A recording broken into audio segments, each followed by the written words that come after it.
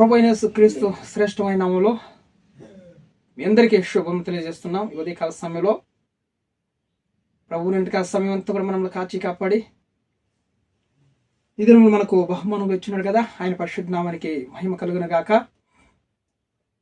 ఉదయకాల సమయంలో మనం వాగ్దానం కోసం ఎదురు చూస్తున్నాం కదా. పరిశుద్ధ గ్రంథాలు తెరిచినట్లయితే మలాకి గ్రంథంలో నుంచి 3వ అధ్యాయము 12వ వచనం. మలాకి గ్రంథంలో నుంచి 3వ అధ్యాయము 12వ వచనం. అప్పుడు ఆనందకరమైన దేశంలో మీరు నివసింతురు కనుక అనుజనులందరూ మిమ్మను ధన్యులందరని సైన్యములకు అధిపతి యెహోవా సెలవిచ్చుచున్నాడు. Praise the lord.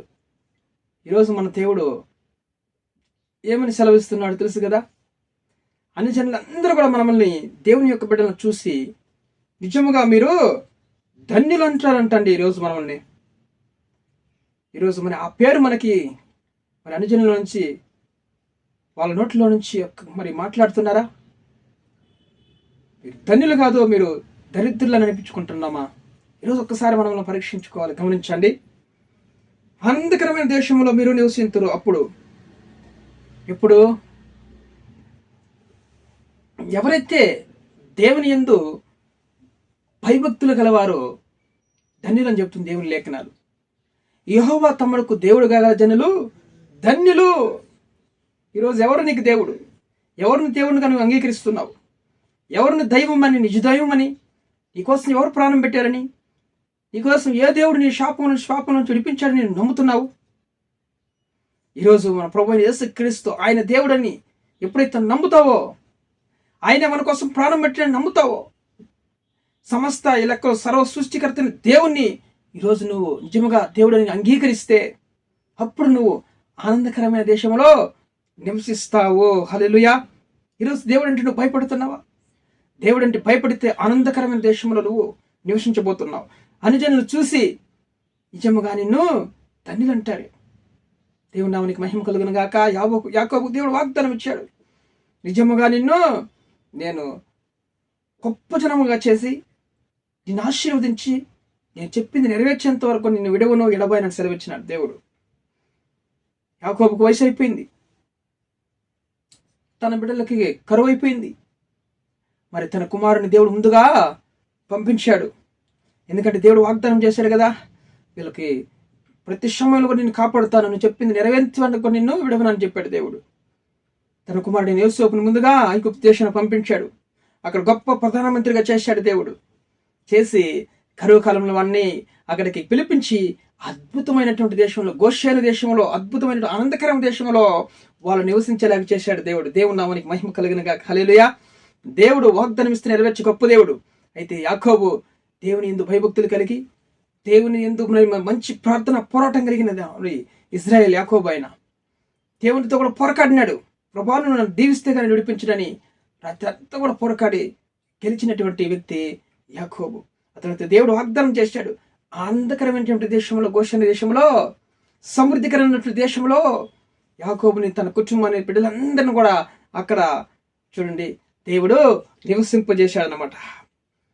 ఖచ్చితంగా వాగ్దానం నెరవేర్చినట్లు మనం చూస్తున్నదా? అప్పుడు ఆనందకరమైన దేశంలో మీరు నివసిస్తారు. దేవునికి లోబడుతున్నావా? ఆయన మాటలు అంగీకరిస్తున్నావా? ఆయన వాక్యం ప్రకారం నడుచుకుంటున్నావా? వాక్యం చదువుతున్నావు, కానీ ఆ వాక్యం ప్రకారం నడుచుకుని నేర్చుకోవాలి. వాక్యం చదువుతున్నాం, పాటలు పాడుతున్నాం, ఆరాధన చేస్తున్నాం, లోకంలో ఇష్టానుసారంగా జీవిస్తున్నాం. ఈరోజు నిన్ను పరీక్షించుకో, గమనించుకో, నీ జీవితం ఎలాగుంది? దేవుడు పరలోకం చూస్తున్నాడు. ఎవరు నా బిడ్డలుగా నన్ను అంగీకరిస్తారని ఆయన ఆలస్యం చేస్తున్నాడు, ఎదురు చూస్తున్నాడు దేవుడు. ఆయన హల్లెలూయా. చూడండి, యెషయా గ్రంథంలో ఒక మాట చూపిస్తాను. 30వ అధ్యాయంలో 18. యెషయా గ్రంథంలో 30:18. కావున మీ యందు దయ చూపవలనని యెహోవా ఆలస్యం చేయుచున్నాడు, మిమ్మల్ని కరుణింపవలనని ఆయన నిలబడి ఉన్నాడు. యెహోవా న్యాయం తీర్చు దేవుడు, ఆయన నిమిత్తం కనిపెట్టుకోవడం అందరూ ధన్యులు. హల్లెలూయా. ఈరోజు నిన్ను ఆశీర్వదించి, నిన్ను కరుణించి, నిన్ను గొప్పవానికి చేసేటువంటి దేవుని యందు నువ్వు నమ్మికించు. ఆయన కొరకు నువ్వు కనిపెట్టుకో. ఆయన ఆశీర్వదిస్తే నువ్వు కలకాలం ఆశీర్వించబడతావు. ఆయన ఆశీర్వాదం నిత్యం నిలిచి ఉంటుంది. ప్రజల యొక్క ఆశీర్వాదం, నువ్వు కష్టపడి సంపాదించిన ఆశీర్వాదం అవి కొన్ని రోజులు నిలుస్తాయి. కానీ దేవుడిచ్చే ఆశీర్వాదం ఐశ్వర్యం ఇస్తుంది, నీ కలకాలం అది నిలిచి ఉండే ఐశ్వర్యాన్ని దేవుడు నీకు ఇస్తాడనమాట. దేవుని నామానికి మహిమ కలుగును గాక. నిన్ను కరుణింపవాలని, నిన్ను చూడండి, నేను దయచూపాలని, నిన్ను కరుణింపవాలని ఆయన మరి ఆలస్యం చేస్తున్నాడు.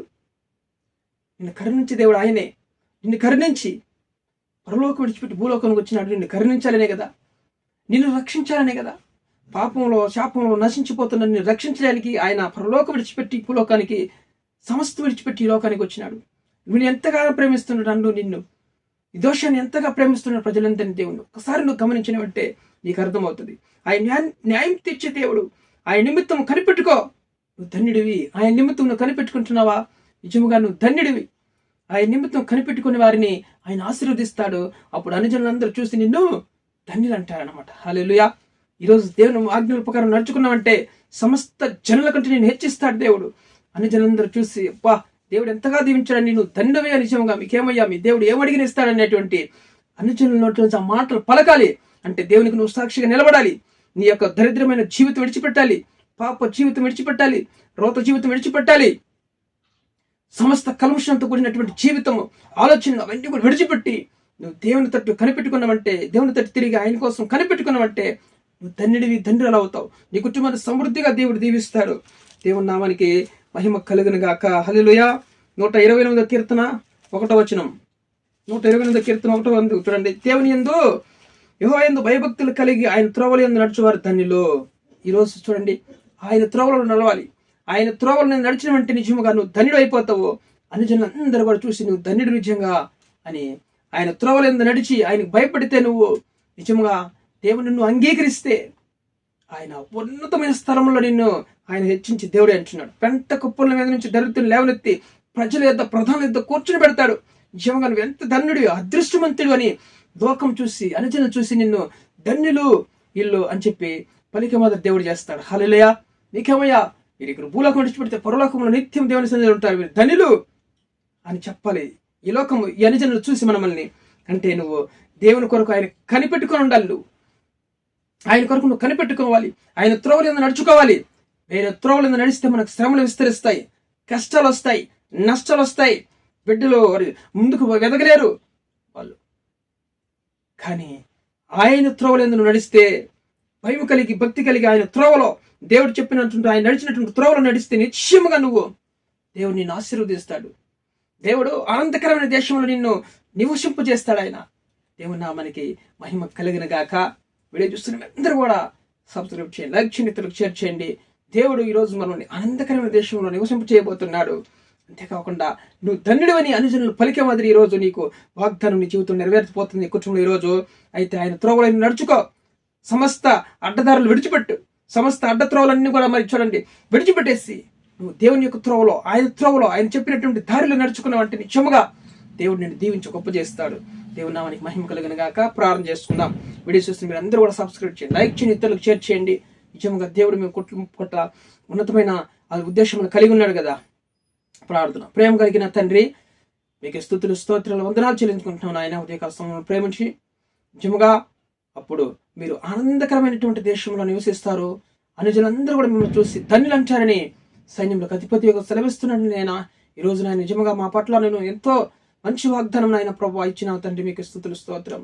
మిమ్మల్ని ధన్యులు అంటారు అనుజనులని ఈరోజు నువ్వు సెలవిస్తున్నా ప్రభా. నిజముగా నాయన వాగ్దానం ఇస్తే నెరవేర్చే గొప్ప దేవుడు ప్రభా. ప్రజల పట్ల నాయన ఈరోజు ఆనందకరంగా ప్రజలు ఉండడానికి సహాయం చేయండి. ఆనందకరమైన దేశంలో నివసించినట్లు బిడ్డలందరూ కూడా నాయన అనుజనుల మధ్యలో ప్రభా, మరి ఉద్యోగాల్లో, వ్యాపారాల్లో బిడ్డల పక్షంగా ఉండి నాయన ప్రభా సహాయం చేయండి. గొప్ప ఆనందకరంగా నాయన బిడ్డలని సంతోషపరచండి. ఉద్యోగం లేక బాధపడకుండా నాయన మంచి ఉద్యోగ అవకాశాలు తెచ్చేయండి. వివాహం కాని వారికి వివాహం తెచ్చేయండి. గర్భాలు లేని వారికి గర్భాలు తెరవండి ప్రవేశిస్తున్నాం, గర్భాలు తెరవబడిన కాక. రోగములతో బాధపడకుండా నాయన వాళ్ళని ముట్టి స్వస్థపరచండి. ఆనందకరమైన దేశం నడిపించి వాళ్ళ కుటుంబంలో నాయన ఆనందంగా జీవించడానికి ఈరోజు కృప చూపించమని సమస్త ఘనత, మహిమ, ప్రభావాలు మీకు చెల్లిస్తూ యేసు క్రీస్తు జీవం కలిగిన నామములో ప్రార్థన అడిగి వేడుకొని పొందినాం పరలోకపు తండ్రి. ఆమేన్.